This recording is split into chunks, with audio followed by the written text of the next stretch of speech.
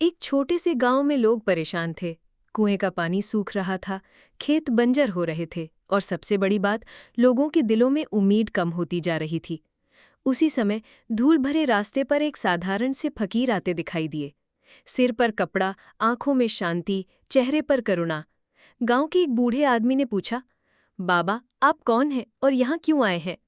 बाबा ने मुस्कुराकर कहा, मैं तो बस एक मुसाफिर हूँ। जहाँ दुख दिखता है वहाँ कदम अपने आप चले आते हैं। गांव वालों ने उन्हें अपने दुख बताए। किसी के घर में अन्न नहीं था, किसी का बच्चा बीमार था, किसी किसान की फसल बर्बाद हो चुकी थी।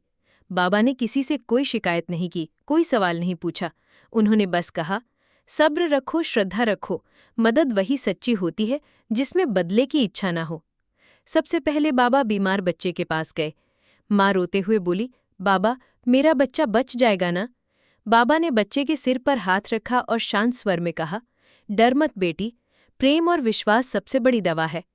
धीरे धीरे बच्चे की हालत सुधरने लगी। फिर बाबा गांव के सूखे कुएं के पास गए।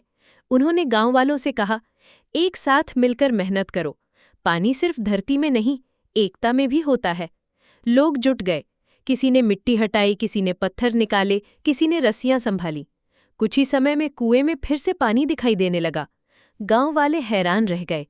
एक किसान ने बाबा के चरण छूकर कहा, बाबा, आपने हमारा जीवन बदल दिया। बताइए, हम आपको क्या दें? बाबा ने प्रेम से उसे उठाया और बोले, मुझे कुछ नहीं चाहिए। अगर सच में कुछ देना है तो एक दूसरे की मदद करना सीखो।